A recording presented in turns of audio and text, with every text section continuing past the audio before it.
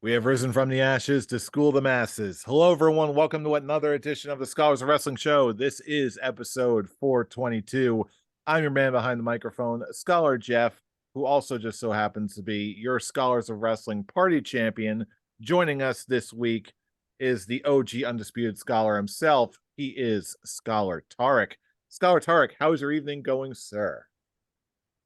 It is going quite well. The force is very strong with me tonight with the most, I guess, lackluster, I guess you can call it, with this Backlash pay-per-view or premium live event, whatever they call it.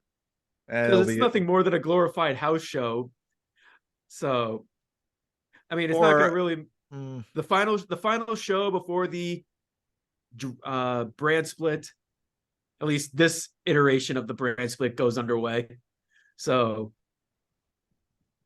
okay, let's just have a special Puerto Rico event, because why the hell not? Hey, not for nothing, I think Puerto Rico can be a pretty hot crowd for wrestling as far as if history is any indication.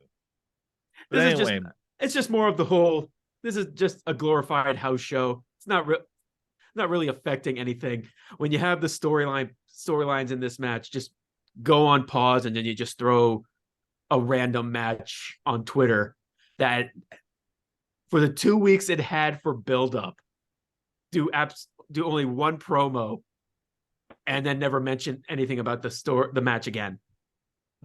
Why not? Hey, I still believe there's going to be something to this show.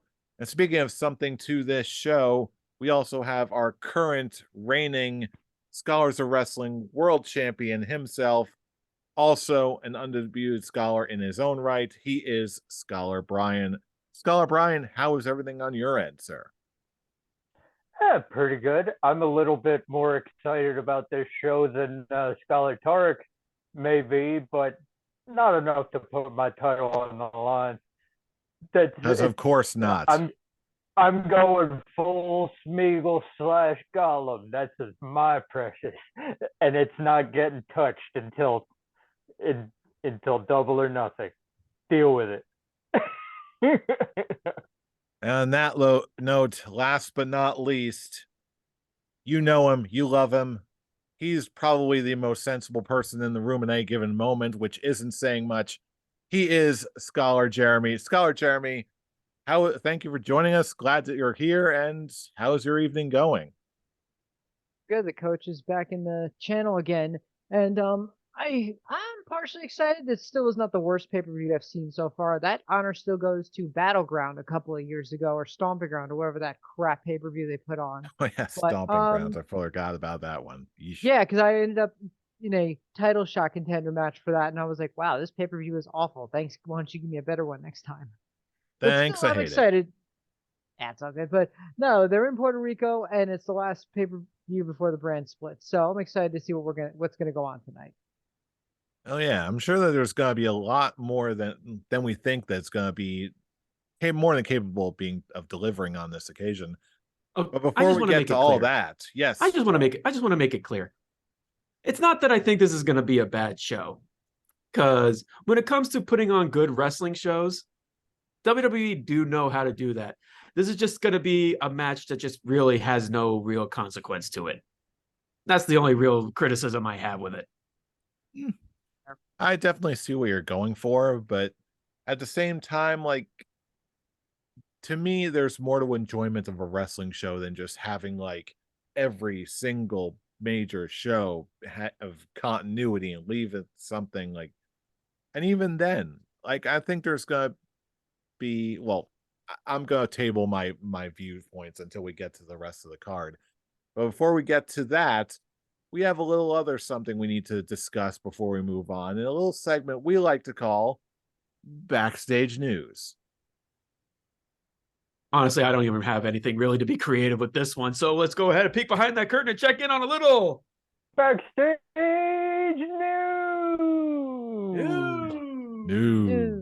News. AEW All In. Holy shit, man. Good to be proven wrong, right, Brian? Oh. Oh yeah, we're gonna get to all of that. But alluded to on this May the 4th, when we're recording this, it was announced as of this is going to be the last day of pre-sale rather for the AEW All In show at Wembley Stadium in London. And the last number that we got before the general on sale, just pre-show alone, 50,000 tickets sold for Wembley for All In.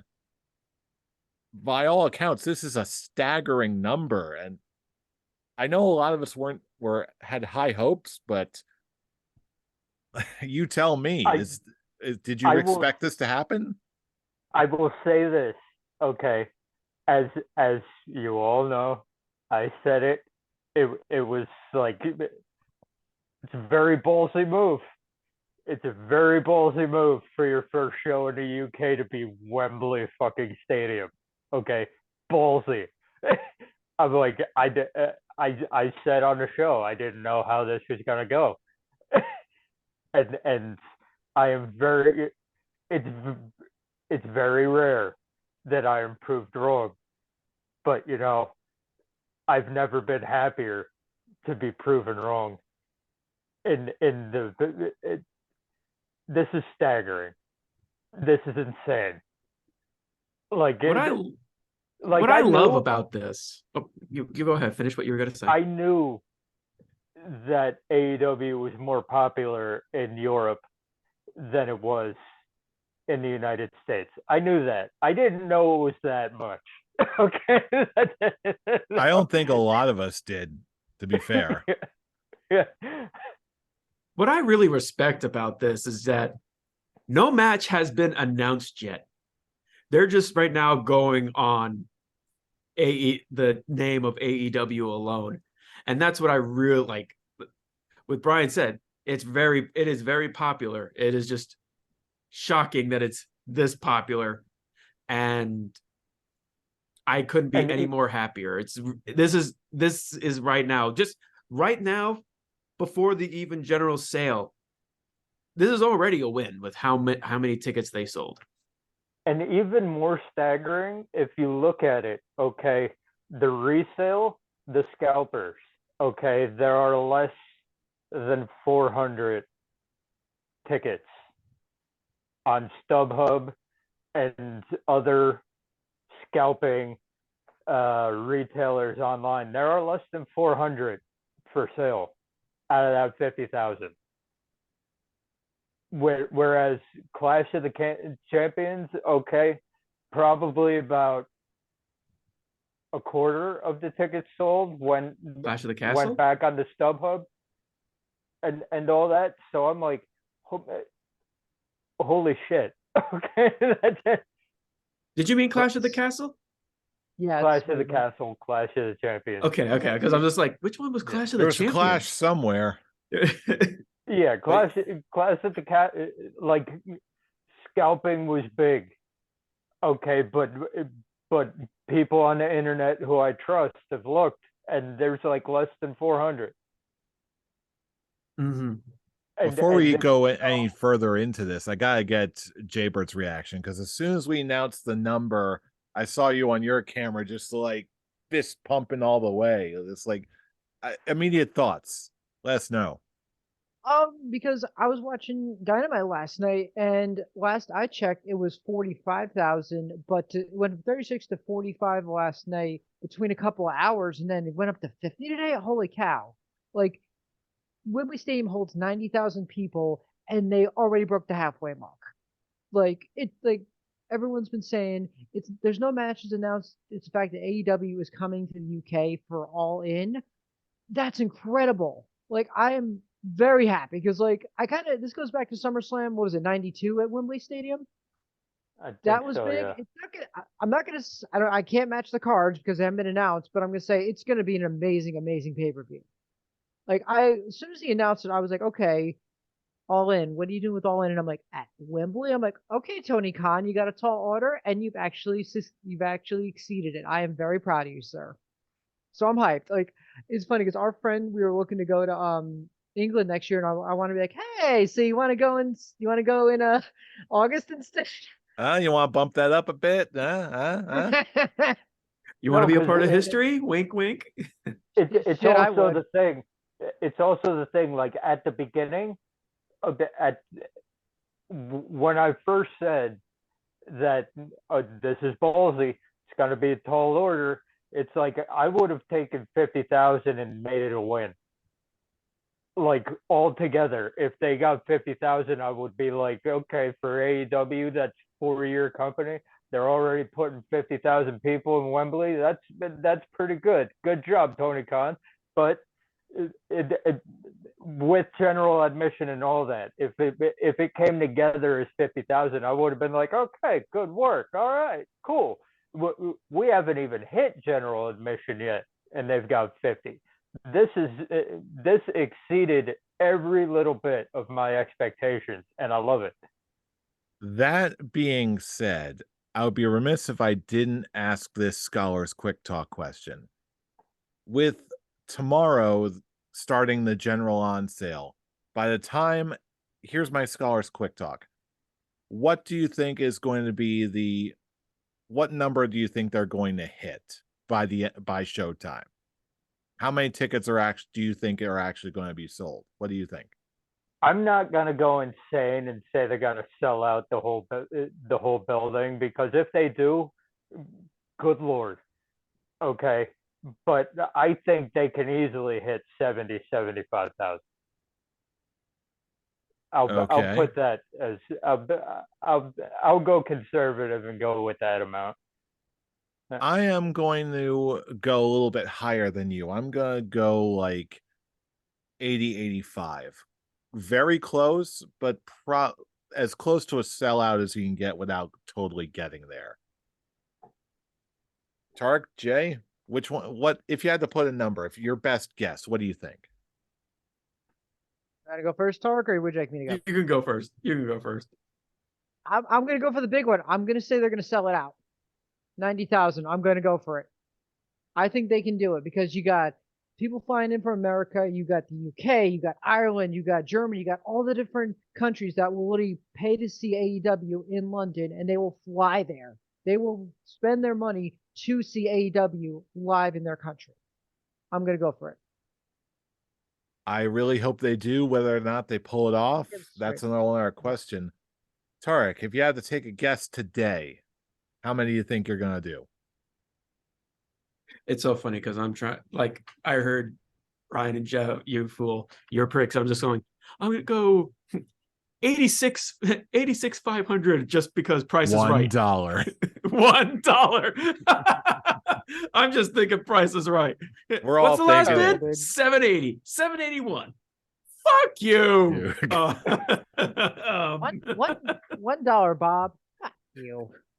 All right. In all seriousness, but if you had to take a guess. Honestly, I'm probably gonna side with Jeremy. I think they're gonna sell out. Ooh. I think because of how big a deal, not just like where it is, who it is, how young a company this is, and just how much people are really wanting to see a brand new wrestling product overseas that's something that's not WWE, with a roster that is well known in really all around the world. And I even see people coming from Japan. The wrestling fans in Japan could come and do this. This is a very big deal. And I actually do think that with just what we're seeing, I do believe that they can go the distance. And I just think, I think Tony Khan will basically he'll sell out the crowd, he'll sell out the stadium, and he will brag about it.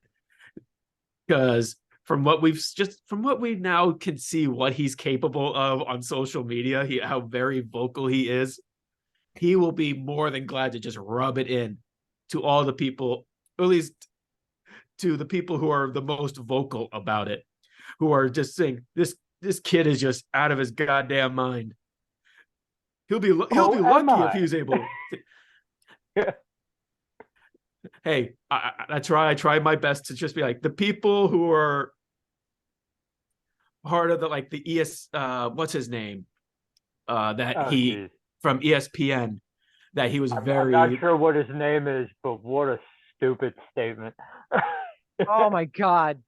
Like those, that's what I mean by those kind of naysayers who are like who do this professionally and who are just very vocal and they're just finding a ways to just make Tony Khan look like a complete idiot with doing a gamble like this. And he'll just be like, well, it was a gamble well worth. He's got it, and he just got the pot and is just ready to go cash it in at the bank. Yeah, this is such a good time to be a fan of AEW and in wrestling in general, regardless of what any of the naysayers may say. This is a very exciting time, and I, for one, cannot wait to see how things progress over the next 24, 48 hours and beyond. Brian, I wasn't including you in that because you were being I guess the best way, you were hoping for the best, but you're thinking if he does it, it's a win. You're hoping he would win. But the people who are not wanting him to succeed will basically eat what their words when he actually makes even bigger sales. Even if he doesn't sell out, if it gets very close to it. Yeah, as I said, really, I think this is already a win, but it's also like, yeah, my whole thing was it wasn't that there's no way he could sell out a stadium. I was just like, hey, I was like, hey, okay, I respect the Bulls. I don't know if it's gonna work out, but I respect the Bulls. He has big balls, and he's just more than willing to just continuing to dangle it all against his naysayers and be like, yeah, you see these? I cherish these. I cherish my balls. I know what I'm doing. You see these? You see these? You see what I just did? I'm gonna do it again. Okay. Want to see me do it again? I'll do it one more time. I'll just continue to just dangle my balls in all your faces, you naysayers. Okay, on that delightful note, as much as we're enthusiastic to see what Tony Khan does with his big man-sized balls, we have another premium live event or whatever to talk about, don't we? Yes, we do. Please, let's talk about WWE's segue to Puerto Rico. Let's talk about and predict WWE Backlash. Starting with the first match I've got on this piece of paper in front of me, we've got, for the Raw Women's Championship, we've got Bianca Belair defending against Io Sky. Tarek, you're at the top of the order. Who do you got for this one? I'm gonna go with Bianca Belair having a successful retention. I would love to see Io Sky win this. Cause wait, they're both on SmackDown, so it really doesn't matter.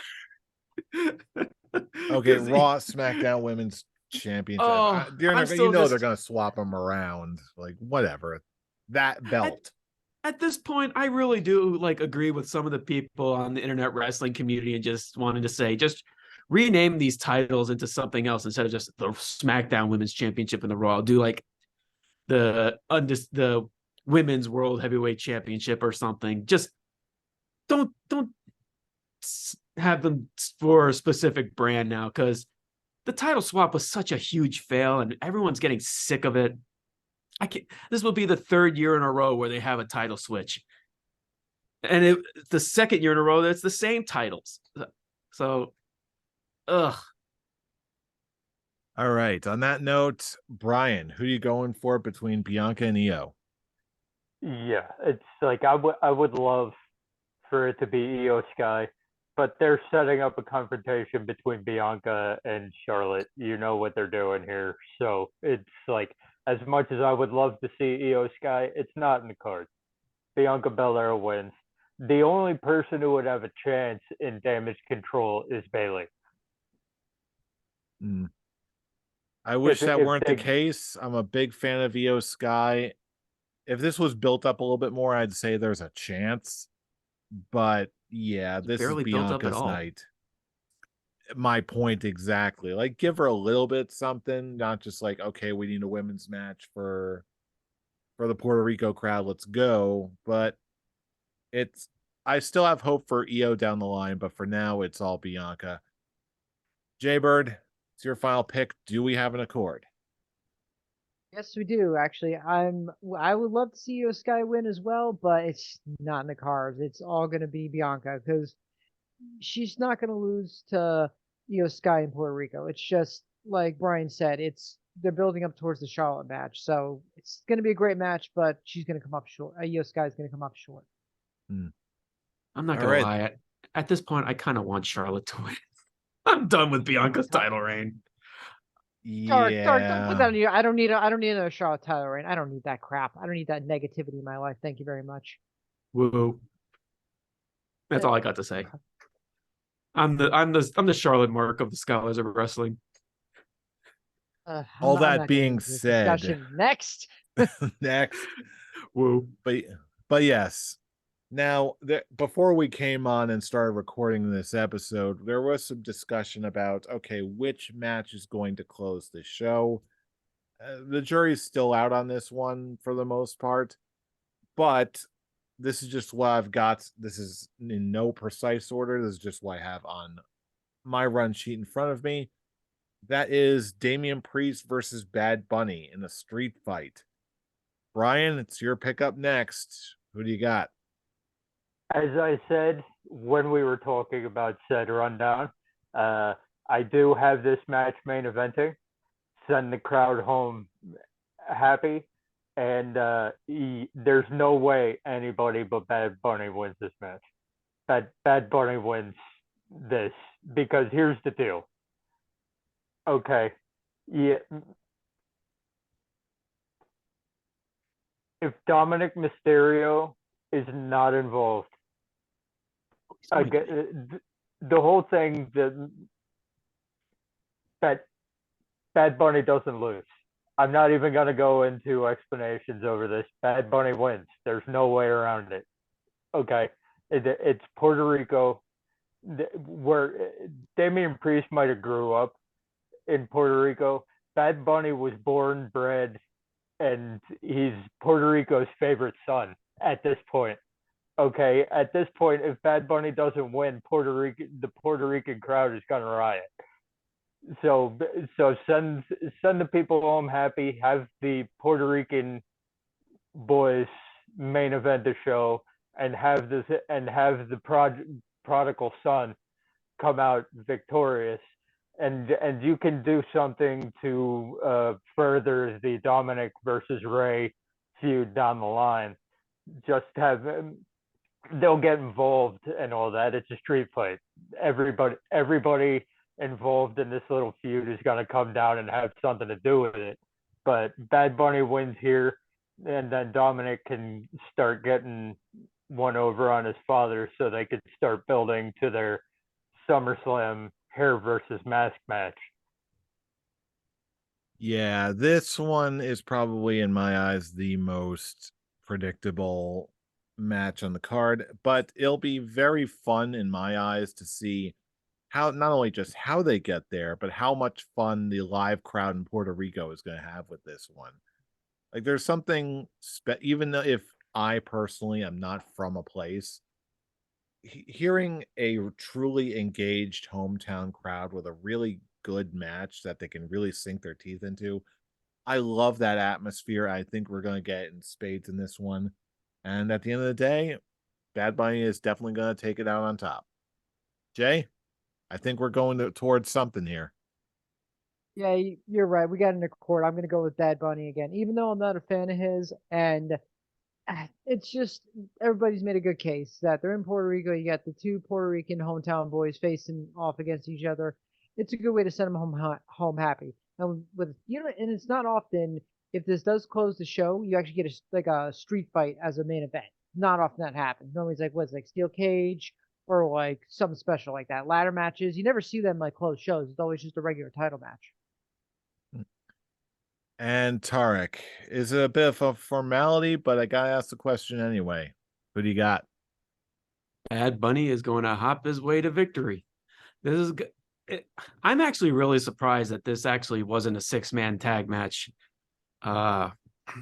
with Judgment Day versus Bad Bunny and LWO, especially since they brought the LWO back just to sell the t-shirts for this particular show. I'm confident that this is going to be the main event of the show, because you want the top selling merch sellers for Puerto Rico to win and stand tall and to close out the show. The fact that this is a street fight is just a way to get around that Evo, that it's to get around the fact that Bad Bunny is not a professional trained wrestler, but he's still very good. Priest is going to protect him greatly, and he's going to look really good in defeat.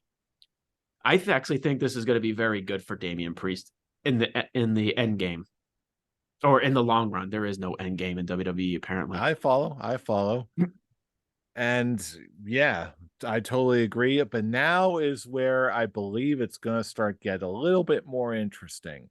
Because next up on our list, we have Austin Theory defending his United States Championship in a 3-way against Bobby Lashley and Bronson Reed. I'll be honest with you, I'm really pulling for Bronson Reed here. I want to see him succeed. I want to see him go far. But I'm just not convinced that this is going to be the night. I think this is going to continue on the feud, and maybe a month or two down the line, I think that's going to be when Bronson Reed takes this. But for now, I'm going to go with Theory to defend the title. Jay, which way are you going on this one?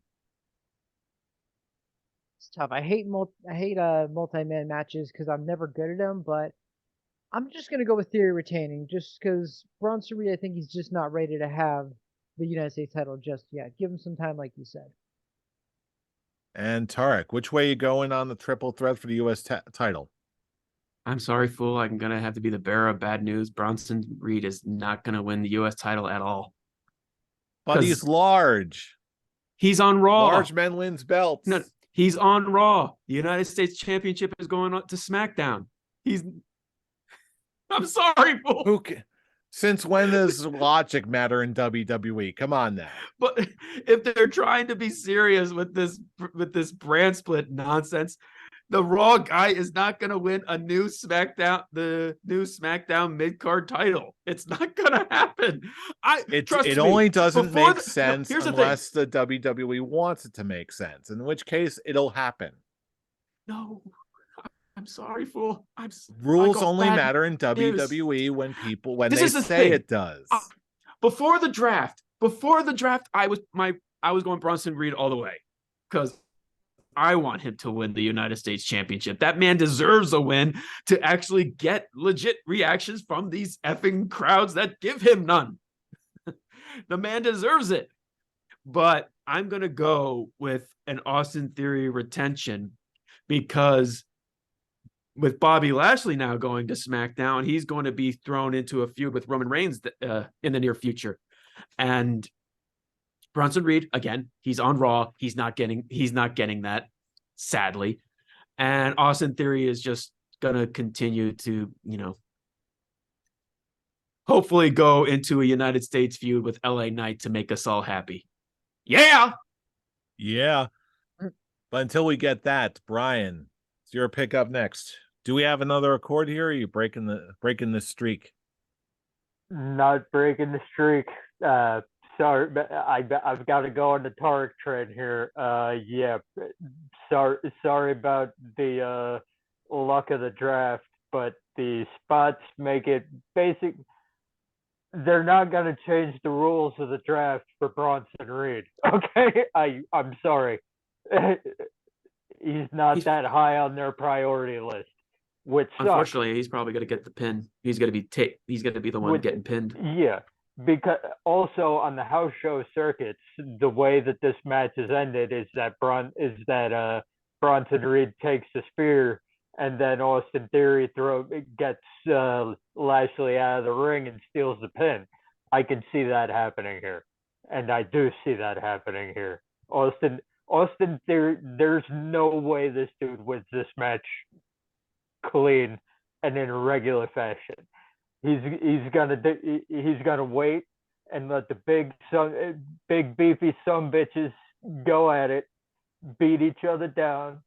He's gonna wait for someone to hit their finisher, toss the other dude out of the ring, steal the pin, retain the title, go on to whatever you're doing with that title on SmackDown. All right, then. On that note, we're going to move on to our next match. The most exciting, the most well-developed, the most well-built of all the matches that we're going to see on this evening. It's the legacy, the legend, the feud that was, is, and always shall be. I, of course, am talking about Seth Rollins versus Omos. Jaybird, it's your pick up next. What do you got? Seth Rollins next. And Tarek, your pick. Hmm. Do it. I'm not picking almost, Brian. Don't tell me to do it. Do it. Do it. Do it. I will Do not do it. Do it. When you have Search almost your feelings, you know it to be true. No. When the match is broken, what do? Glue it. Ooh. Got some old meat? Stew it. Do it. Ew. Oh no. Wouldn't that make you sick? For Palpatine, I went on a bad date. You blew it. Spew it. But yeah, when you have almost whose only trait is to beat jobbers on the weekly television show and lose on the big pay-per-views that are just thrown together, it is clear as day that Almost is not going to win this. Seth Rollins is the leading man to win the new World Heavyweight Championship. The man cannot lose. So you're going with Seth Rollins. Seth freaking Rollins will back down. I knew it. I'm out. I don't care. I'm proud of that one. Yeah, we got Seth Rollins. Moving along. Brian, are we going down this road one more time? We are. There's no way. As Tarek said, we've all spoken about this. I think that Seth Rollins is going to be the first World Heavyweight Champion. Well, not the first, but of this iteration of the World Heavyweight Championship, he's going to be the first holder of it. So there's no way you screw that up by having him lose to Omos at the beginning. You can't do that. This match is a spectacle match because I want to know how he's got to get that man down to curb stomp him. That's it. That's all that this match is to me. Okay, let's see. So many super kicks to the gut. Shit. What spectacular shit is Seth Rollins gonna do in order to curb stomp this man? That's it. Yeah, this is another pretty easy call in all complete seriousness. We have an accord. I'm picking Seth to win. Moving on to something I think is going to be a teeny tad more interesting. We got Rhea Ripley defending her women's championship against Zelina Vega. Tarek, back to the top of the order. Who do you got for this one? I think the more important question on this match in particular is Zelina Vega going to cosplay as Princess Peach? Princess Peach? With the Super Mario Brothers movie reaching the billion mark, still being the #1 movie in the world, it kind of makes sense for her to come out as Princess Peach. I can one up you. No, you don't do Princess Peach. You go a little more of her style. You go with Bowsette. That's how you push the envelope. Oh, we're bringing back that meme, huh? You know what? Why not? that's the real discussion that we should be talking about with this match, because it's clear as day Rhea Ripley is successfully defending this championship. Duh. On that note, Brian, what do you got for this one? Yeah, it's one of those things. Zelina Vega is gonna get some offense because she's a hometown girl as well. But and that's why she has this match to begin with. But it's also, come on. Rhea Ripley retains. There's no question. Like this is the match result I have the most confidence in. There's no way. I'm looking forward to how Rhea Ripley pins Zelina Vega more than anything. Oh, she's you know exactly folded. how she's got a pin. Oh, I'm looking forward to that. Get your towels ready. Yeah. I will say though, I'm actually a lot more interested than you think in what cosplay Zelina Vega is going to do, because that's always fun if she's going to do one at all. She's either going to do super elaborate like headdress, like whatever, or she's going to have fun with it and totally just go full cosplay and do maybe something Street Fighter related. I doubt she'll do Juri again, I but really want. either way, she's got a big stage. She's gonna deliver something cool, but I don't think it's gonna change the result of this. She's gonna get folded. Rhea is gonna win. Jay, take us home. Okay. I do apologize for what I'm about to say, but when Brian said Selena Vega is going to get some offense because she's a hometown girl, I thought you were originally going to say because she's a whore, and I was going to make wait a second, but I do apologize. Just for a second, I heard you say, nah, she's a one man kind of woman. She's a good gal. Well, I to know, be fair, Jeremy, when he said hometown girl, I'm just like, she's a hometown girl living in a hometown world. that's my frame of mind on it. Anywhere. But I am going to meet her husband on Sunday, so I'll let you know how he is. So, oh yeah, I forgot about he was coming by. He's in Pandora's Malachi box, Black, right? So nice, going nice. there. So anyway, as long as as Zelina Vega cosplays as Bowsette, I will be happy. But Rhea Ripley is going to retain. Okay, then. Next up, we've got our penultimate match on the card. We've got a trios match by WWE standards. We've got Kevin Owens, Sami Zayn, and Matt Riddle going up against the Usos and Solo Sikoa. Brian, it's your pick up first for this one. Who do you got?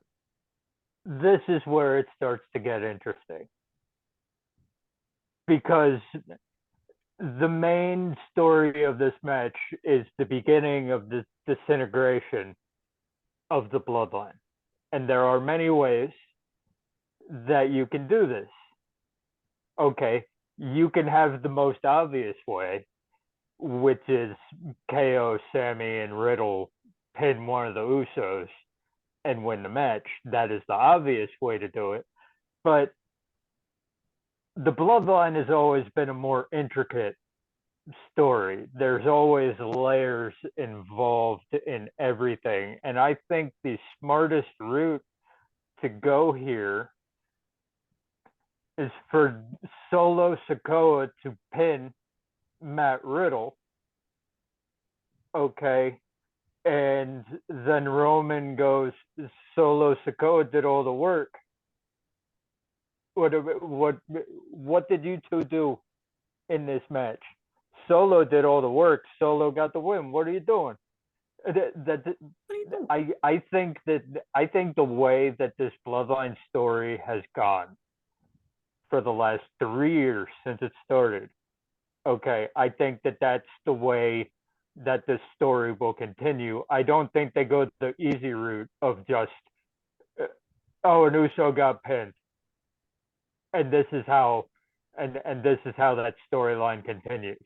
It's always been a very intricate story, a lot of things that you don't expect, a lot of character work in the storyline, and I think I think they go a different direction than what most people would expect, which is the obvious: they lose the match. I don't think they go that route. I think you do. I never bet against Solo Sikoa. I don't do it. That's it. I'll tell you what, though. I, for one, I'm going to go the Occam's razor route. I think the most obvious and simple way is the way to go here. I think that one of the Usos are going to get pinned, and then that's going to be the simplest and most effective catalyst to get where you need to go with the Bloodline storyline. I'm going to go with I'm just going to call him Team Zayn to win. Jaybird, which way are you going on this one? This is a tough match because do you have Sami Zayn, Kevin Owens, and Matt Riddle win, or do you give the Bloodline a bounce back? They lost at Mania big. Not Roman Reigns, but the Usos lost at Mania. So do you give the Bloodline a bounce back, or do you give the champs the win? And the champs already got another win over. The champs already beat the Usos again on SmackDown. So it's like you could make the case that the Usos need a win here for the story to. The Usos and Solo need a win here. You got a good point, Brian. I'm gonna go with the Usos and Solo. I'll give them the bounce back win. I think they need it more than the champs need a win. I think that's hope I don't regret. Very interesting. Very interesting indeed. Looks like we got a split room. Tarek, it's all down to you. Which way? How are you gonna break this tie? Is it really a tie when it's 2-on-1? Oh wait, Charlie put in his prediction. It is a split room. Yes, it is a split room. Which way are you going? Sorry, Charlie. I completely forgot about your predictions.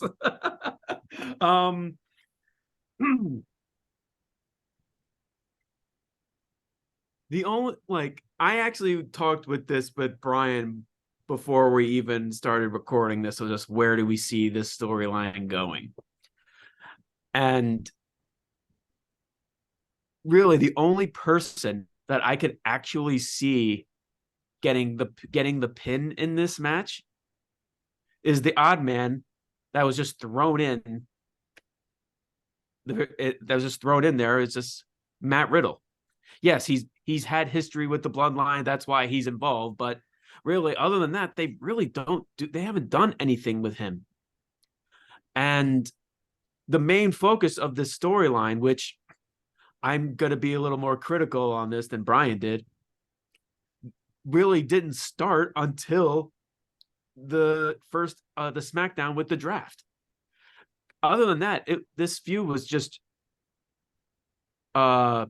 repeat of Roman doesn't like you. Kevin Owens is going to turn on you. Next week, Roman Reigns doesn't appreciate you. Kevin Owens will stab you in the back. Next week, Jay, you're better than this. Roman doesn't appreciate you. Are you sure about Kevin Owens? Are you sure he's not going to turn on your back and show he's not really your brother? That's all that this feud has been. This feud has been on pause until the draft, where one, Paul Heyman started getting involved, and two, now you actually are starting to see some dissension with Jay going, Solo, where were you? Or how come, or why didn't you help us with the tag title match? I do agree. Solo is going to be the one that secures the win, and Roman is going to praise Solo on that win. Because even again, now that it's actually the storyline is actually now starting. Jay in particular will probably question, hey, why was it just you, Roman? Why was it just you, Paul Heyman, and Solo that were drafted? What about me and Jimmy? Now it's the time where there is actual dissension in the bloodline. Now is where the storyline actually gets back on track after weeks of just repeat.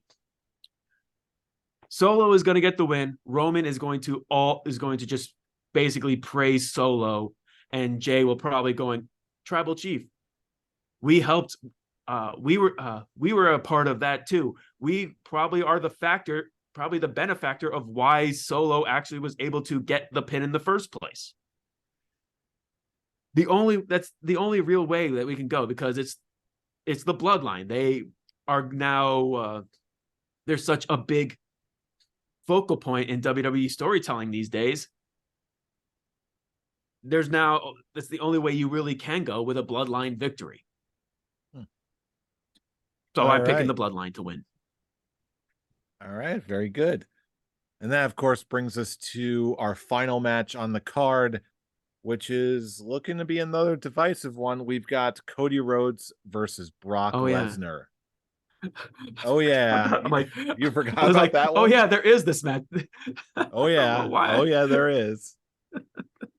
So yes, it's my pickup for this is going to be my last pick of the evening, and I'm going to go with Cody to win. Again, I feel like the simplest explanation is probably going to be the most likely one. After WrestleMania, I think in a lot of fans' eyes, they need to build up Cody back if they're going to get him back to a rematch with Roman at some point in the future. So yeah, I'm going to go with Cody to win this one. Jay, your final pick. Who do you got?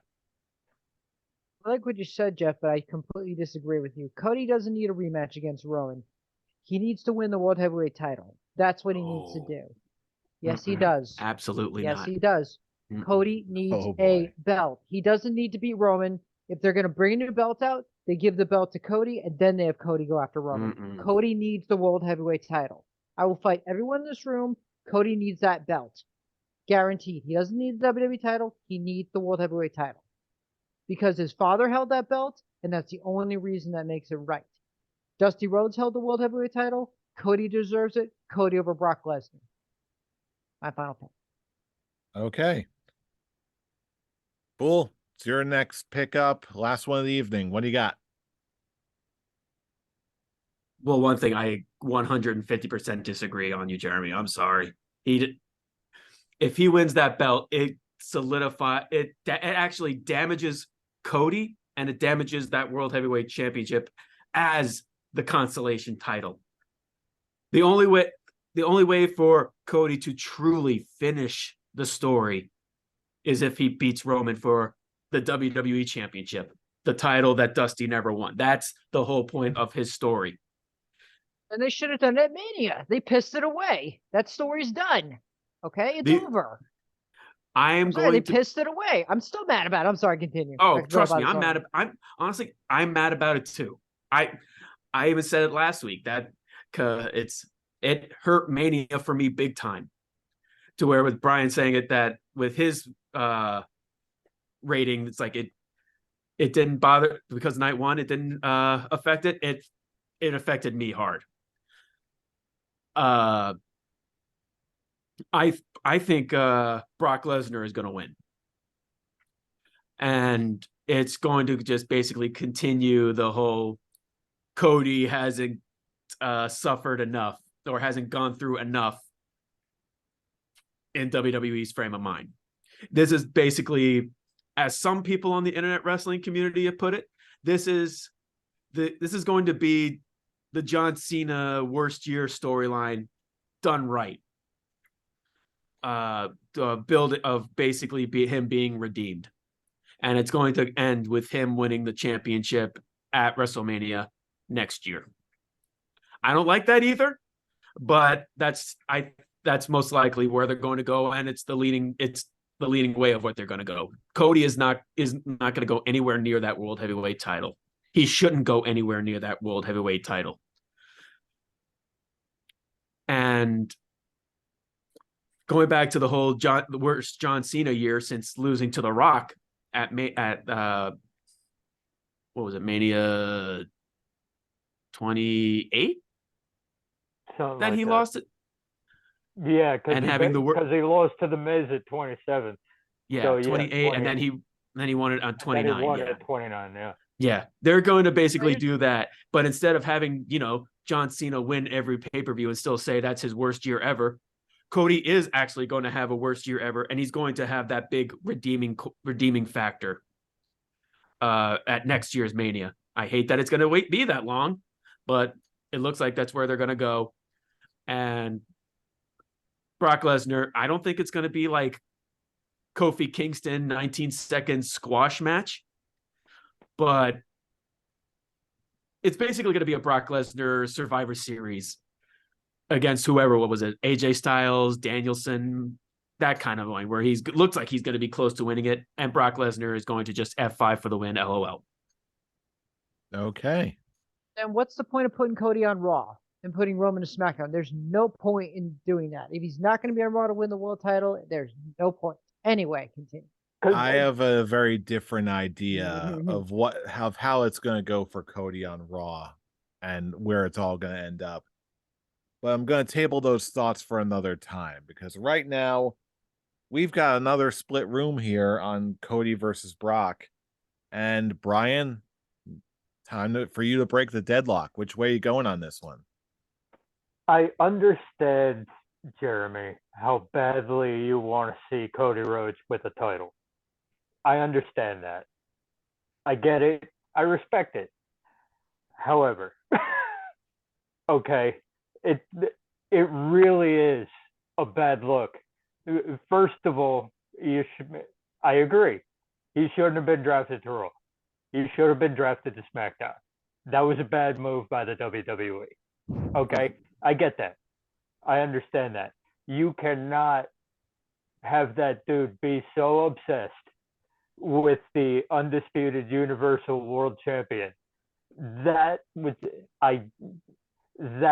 the belt that he wanted because his father never held it. Okay, that was the one that would finish the story. Okay, World Heavyweight title, it really is a consolation prize. It really is, oh, Cody couldn't beat Roman, so he'll go after the other belt because Roman's not going after it. That's what it would feel like. I can't have that. And it doesn't work for me. And I don't think that they do. I don't think that they'll wait for WrestleMania. I think that they'll find a way to do it for SummerSlam, because we still have Money in the Bank. Okay, and as much as people are saying LA Knight and bringing up other names, I think that if you don't want to wait for a year and you want to do it at SummerSlam, and there's a way to do it without him touching the World Heavyweight title, you can still have him win, and you can still have him win a way to get him over on the other show so that he can challenge for the title. Okay. However, going into this match, he hasn't had enough adversity yet. Brock Lesnar's got to beat him. Yeah. And you know what? I'm not gonna say Kofi Kingston. I'm not gonna say Brian. I'm not gonna say Daniel Bryan, AJ Styles. I'm gonna go John Cena. I'm gonna go. He'll probably get a little more offense than John Cena did, but I think that if they're going the route of he hasn't had enough adversity, he hasn't suffered enough yet, let's double down on it. If you had the balls to say that in public after WrestleMania, okay, you might as well double down on it. You don't have to do the Kofi Kingston 20 seconds, but do the John Cena 15 minutes. So in other words, you're going for a Brock win here. I'm going for a Brock win. I'm going for a Brock emphatic win. That's it. All right. That is the story to be told. And that's why I would not have that match main event this show. I'm just like, wait, are you talking about the way I was doing it with Cena beating Brock Lesnar after losing to The Raw? No, you're doing the SummerSlam. Brock Lesnar just. I'm doing the SummerSlam match where Brock killed him. Suplex City, bitch. I was just thinking of a different Cena Lesnar match. I got so confused. I thought that was Extreme Rules where Lesnar killed him. I thought it wasn't SummerSlam. No, it was SummerSlam. The SummerSlam where he became the Suplex King because Yeah. he suplexed Oh, John Cena like I- 30 times. The I Extreme could've sworn it Rules was- one is where John Cena won. Oh, that's where I'm Aga- getting mixed up. Okay, Yeah. I've got it Yeah. backwards then. Thank you. Mhm. Oh, Brian, All you right. scared me there for a second. It's one of those things where I'm like, Cody Rhodes is trying really hard in the build-up to get his hands on Brock Lesnar, and I'm just sitting here like, I think they got to play it up like you're gonna regret when you actually do get your hands on Brock Lesnar. Oh yeah. Because Well, that's the this same is way- gonna be going any number of ways. Bless you. Any final comments on this, Brian?